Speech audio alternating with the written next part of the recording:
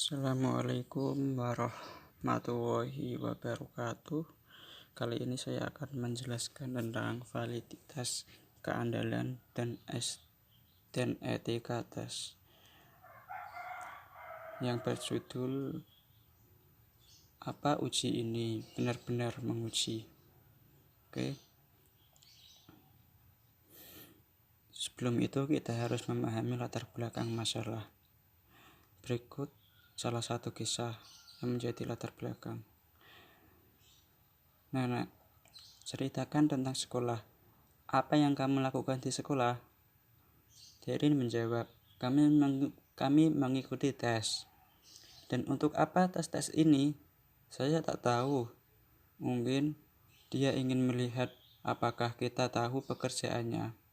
Nenek bertanya lagi, Anda tidak ingin mengikuti tes, bukan? Tidak, tapi Marcia melakukannya karena dia selalu memperbaiki segalanya. Dia bisa menulis dengan cepat dan Bu Davis menyukainya. Dari cerita tersebut kita menuju ke etika pengujian. Metode ilmiah dan objektivitas.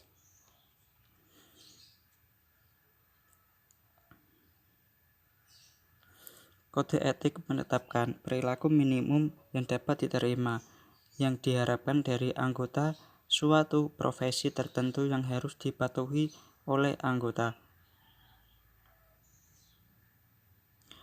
Dengan demikian bahwa tanpa adanya kode atau hukum yang dapat ditegakkan, ada keharusan moral untuk melakukan apa yang orang yakini benar, untuk tidak membahayakan, untuk meminimalkan efek yang tidak terduga yang dapat berbahaya. Sementara pengertian dari metode ilmiah mengasumsikan objektivitas prosedur dan instrumen. Metode ilmiah membahas masalah objektivitas, reliabilitas, dan validitas dengan menghadirkan bukti bahwa tes secara akurat mengukur apa yang dimaksudkan untuk mengukur dengan cara yang adil. Sedangkan objektivitas berarti bahwa prosedur pengujian dan kondisi pengujian adil dan tidak memihak, atau bisa disebut dengan mengontrol subjektivitas. Jadi paham ya bahwa etika ini adalah aturan yang harus ditaati oleh semua anggota. Seperti contoh tadi, berarti murid harus mematuhi peraturan gurunya. Metode ilmiah adalah prosedur tentang apa yang nantinya sang murid tersebut mendapatkan pelajaran. Sedangkan objektivitas adalah tidak memihak kepada siapapun. Nama lainnya mengontrol subjektivitas. Oke, bisa dipahami. Selanjutnya,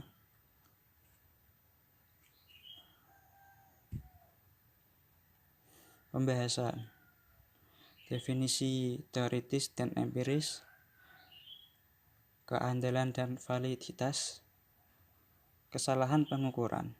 Oke, kita menuju ke definisi teoritis dan empiris. Agar suatu konstruksi diukur, pertama-tama harus dioperasionalkan, yaitu definisi teoritis harus diterjemahkan ke dalam karakteristik yang dapat diamati, yang dapat diukur. Banyak dari kita telah menemukan fase diukur, kinerja pada beberapa tes dan skor pada beberapa instrumen.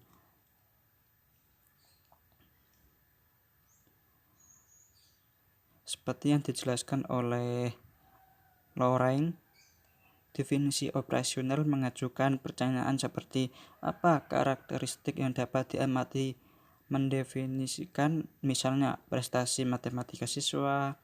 Kemungkinan besar prestasi matematika siswa secara operasional akan didefinisi dalam health score dan pada tes prestasi. Kebanyakan orang dapat menghubungkan dan melampirkan beberapa makna pada suatu skor. Oleh karena itu, apa yang definisi operasional lakukan adalah menyederhanakan dan mengklarifikasi variabel-variabel yang diminati sehingga ada pemahaman bersama di antara para pemangku kepentingan mengenai konstruksi yang diukur. Jadi paham kan? Definisi teoritis dan empiris ini. Jadi ini adalah menyederhanakan dari kemampuan mahasiswa ataupun siswa untuk bisa dipahami oleh orang yang mempunyai kepentingan tersebut, seperti kepentingan orang tuanya, kepentingan kenaikan kelas. Kalau yang kepentingan orang tuanya berarti memahami tentang apakah murid tersebut berhasil dalam sekolahnya atau tidak, begitu. Yang kedua, keandalan dan validitas. Apakah tes memberikan data yang dapat diandalkan? Jika tidak, berdasarkan apa kita mendasarkan keputusan kita? Nah, dari tes ini apakah bisa diandalkan? Nah, jika keadaannya tersebut kita berdasarkan apa? Yang penting bagi etika pengujian adalah bukti keandalannya. Bagi kebanyakan orang, keandalan berkonotasi kepercayaan, ketergantungan, dan konsistensi. Bahkan dalam pengujian, bukti keandalan mengatakan kepada penguji bahwa hasilnya konsisten dan kemungkinan besar dapat dipercaya. Jadi ini adalah nilai-nilai yang menjadi dasar. Yang ketiga, kesalahan pengukuran. Tidak mungkin membuat tes yang bebas dari kesalahan, karena selalu ada faktor-faktor yang tidak terhitung yang dapat mempengaruhi nilai tes dengan memasukkan kesalahan ke dalam proses.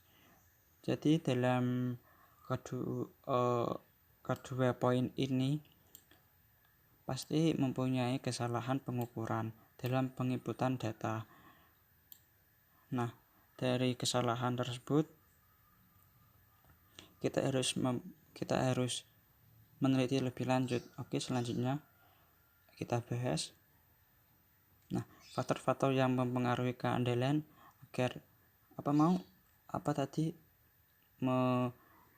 mengetahui kesalahan pengukuran, kita bahas ya. Yang pertama, karakteristik sampel atau kelompok. Yang kedua, karakteristik lingkungan pengujian. Dan yang ketiga, karakteristik tes.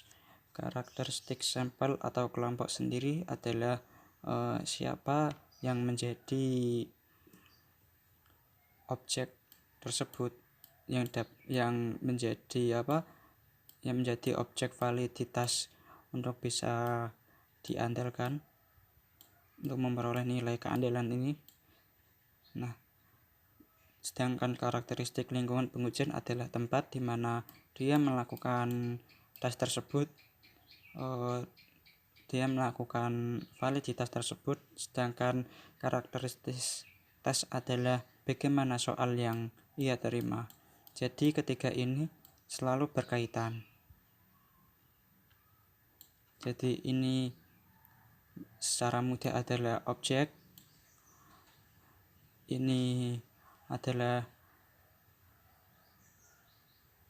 objek,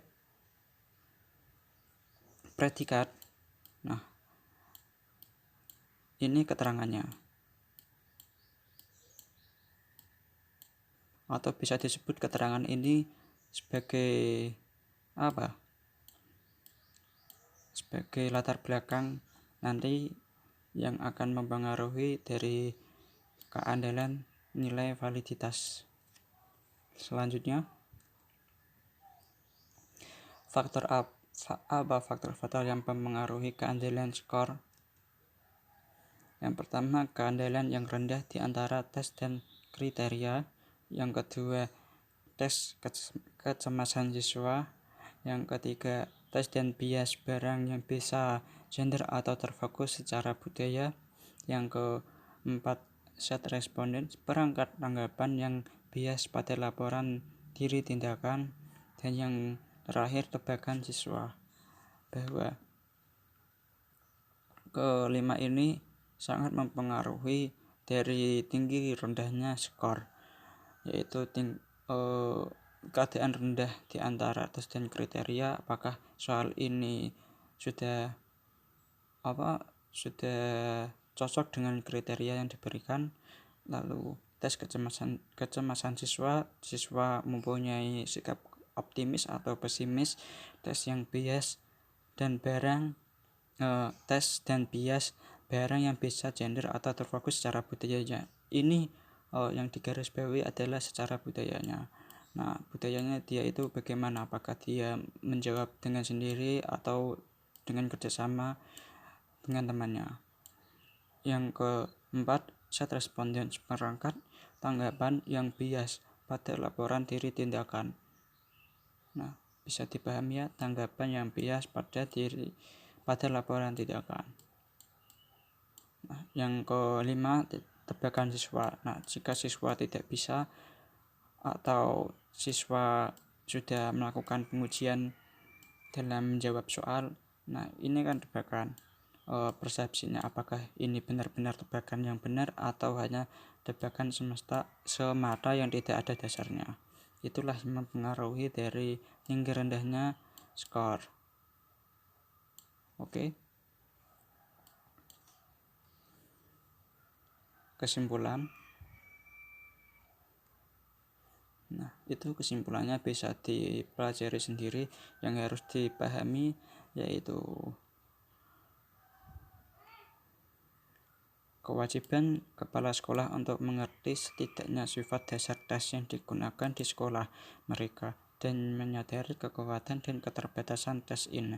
Jadi tes-tes yang diberikan pasti mempunyai keterbatasan dan kekuatannya sendiri, yaitu apakah kekuatan dari tes tersebut memang benar cocok untuk siswanya, sedangkan siswanya mempunyai keterbatasan. Nah, sekian dari saya. Terima kasih. Semoga ini bermanfaat. Wassalamualaikum warahmatullahi wabarakatuh.